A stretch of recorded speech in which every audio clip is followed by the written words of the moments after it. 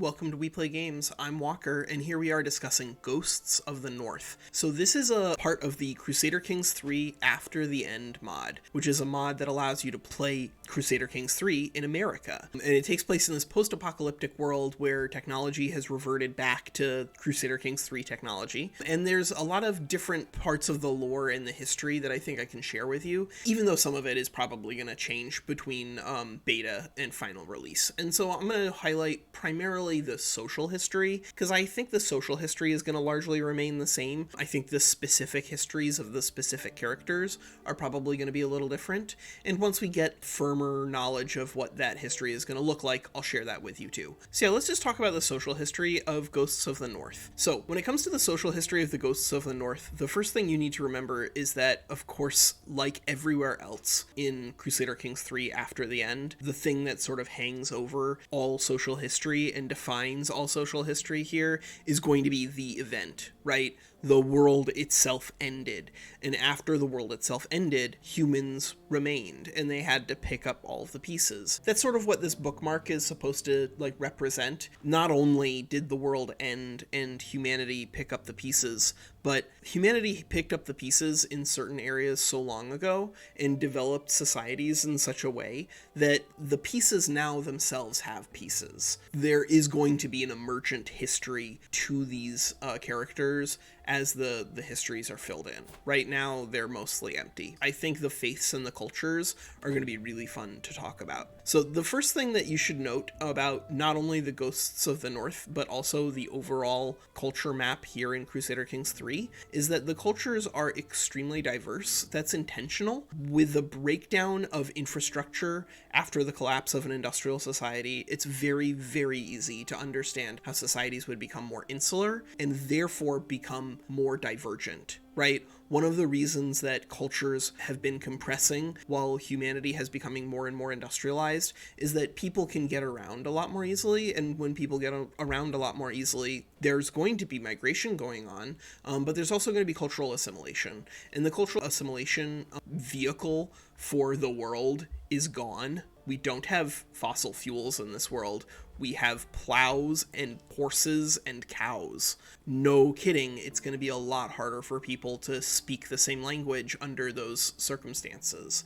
It's going to be a lot harder for people to worship the same gods under those circumstances. You have to view everything, not necessarily from the lens of okay, how did it get from 2022 to 2666? Don't worry about that. The last 100 years, you should just understand that you've been a medieval society, and because you've just been a medieval society, everyone just speaks regional dialects that have become languages again. So that's sort of the basic spiel I want to give you for Crusader Kings 3 After the End, not just the Ghosts of the North. But within the Ghosts of the North, I think there are some interesting things. So we'll just start up here. The reaction to the event largely fractured a lot of the religious groups in North America, and that includes the emergence of the Salemites and the Diabolics. So the Salemites and the Diabolics are both religions that are part of the same family.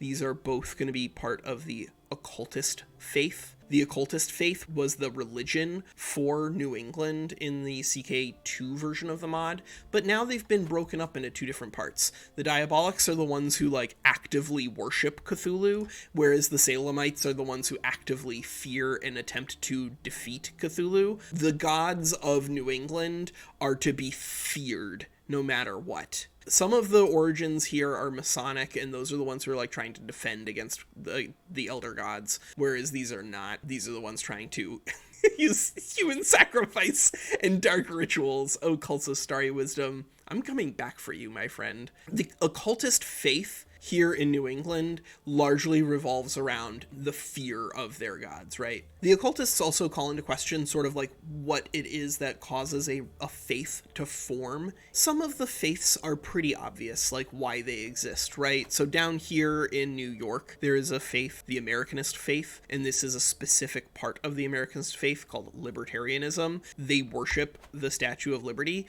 It's extremely, extremely obvious that in a post-apocalyptic post-apocalyptic world, there should be people who worship the Statue of Liberty. It's a magical giant statue on an island. Of course humans are going to worship it. Some of the religions are a little harder to pin down the precise nature of it, unless of course you engage in some level of a suspension of disbelief. It's not hard to imagine a situation where occultist faiths take control over New England, because this is where a lot of the evil literature is in American history, right? Stephen King lives here. A lot of H.P. Lovecraft stuff takes place in New England. And so just some of the things that developed religions in After the End are like literal, and some of them are fun. And that's what you're going to find throughout the entirety of this game, is that some of them are like, okay, who do you think in a post-apocalyptic world would survive particularly well? Would it be people who are largely reliant upon urban spaces?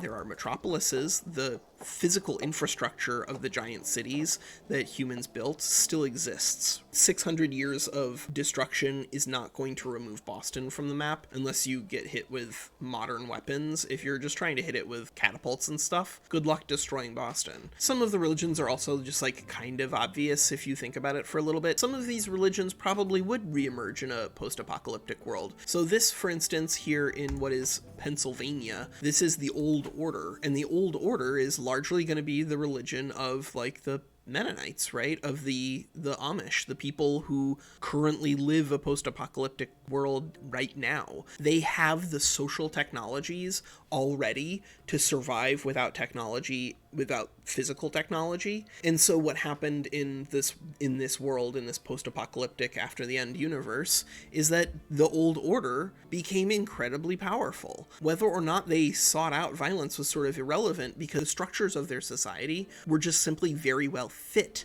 to the structure of the society that they found themselves in, right? Pastoral isolation punishes you an awful lot in a service economy and rewards you an awful lot in the event of going back to farming for 600 years. So that's what's going on in Ghosts of the North. It's about trying to describe not only how the humans survived and understood the world around them, but how they responded to both the things that survived with them as well as the social technologies that survived with them. And so some of the social technologies that survived with them were religion. So Ursuline here, this is an organized Christian faith. It's pretty similar to a Catholic faith, except that its clerical gender is only women. And that's something where that's at least in the original mod, and I imagine probably in the mod in CK3, it's a function of the way that this church formed in the post-apocalypse, right? Sometimes there are going to be things that can be described because of things that existed before the apocalypse, and sometimes there's going to be things that are because of things after the event. And in this case, we have a Catholic offshoot is in charge of Quebec that recognizes Latin Rite, but is women only when it comes to their religious structuring. There's also Vikings out here. There's a character who's highlighted as being a particularly interesting one in this history. This is Constantine of Bruce Sodi. King Albert Sodi is in game. Basically, he's the Ragnar Lothbrok, but taken into CK3 history instead. And this is one of the sons of Ragnar Lothbrok swearing vengeance against the world for killing his old pap. This is the Viking faith, so this is in the game largely because it was in the CK2 version of the mod, but I think it's fun, right? So here in this post-apocalyptic world, in real life, there's a lot of people from Scandinavia who have moved to the United States, settled in Minnesota and Wisconsin and the Upper Peninsula, and so there's just a lot of people of Scandinavian extraction there, and so in the After the End universe, they have gone not just back to their Scandinavian roots in terms of their language, shore speak, but they've also become Vikings. And so Vikings, they are now following basically exactly what you would expect Vikings from original CK3 to observe. They're here in-game. Vikings are in-game. They can do raiding. They can do human sacrifice. They can do invasions. But then there's also stuff like the Galvanists. The Galvanists here, these are people who, like the Americanists, the Galvanists, also an anachronous faith here, they found the bones of the old world, but rather than congregating on the things that we here in the modern times build as memorials, like the Statue of Liberty, they've focused on the industry of the world, right? On the physical objects that our culture left behind, and believe that there's a sacred nature to the technology that we have left behind. This is an industrious faith. They used to be called the Rust Cultists. I think the new headcanon that I'm working with is that the CK2 version of the mod is written from the perspective of like a Catholic priest in Jefferson City or something like that, which is why the Catholic priest just has to paint people with broad brushes.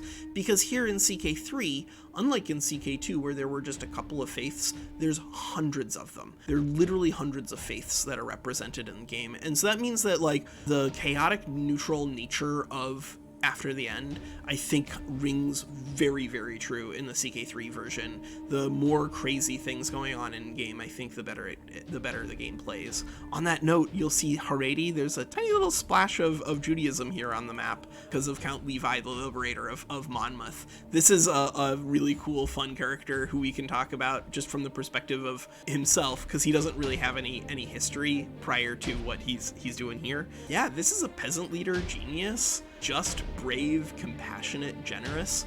Levi the Liberator is a military genius who has led the population of Ashbury Park in a revolt against their Americanist oppressors, but he now stands in this Ghosts of the North. There's just memories of ancient empires all around you. I want to shift out of religion very briefly just to discuss cultures before we go. Cultures in CK3 and in After the End, there's just a lot of them. I can't really go into all of them even in the Ghosts, because there's just so many, right? Look at this. There's an incredible number of cultures here. But I think one of the most important things when it comes to basic understanding of cultures in CK3 After the End is that there are some that are centered around specific big cities. Like Gothamite is centered around New York, and so has this cosmopolitan elitism trait, which means that they have a much, much easier time building up that metropolis. There are also going to be some that are going to be indigenous peoples. So Chippewa out here exists as a culture on the map. And that's, of course, for the same reason that the Deutsche are out here. They had cultural advantages in a post-apocalyptic, post-industrial world. The social advantages of people relying on each other in a communal fashion advantage you a lot more when resources are a lot less plentiful.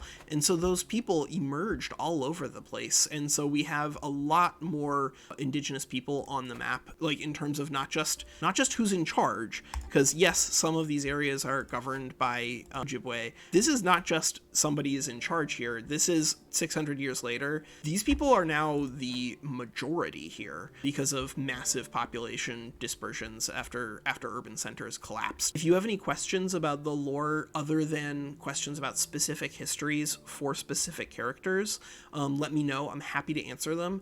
But because the specific histories for the specific characters are still being written right now, I don't want to tell you too much about like what the history was like in CK2 because it might be different in CK3. All right, that's Walker. Take care.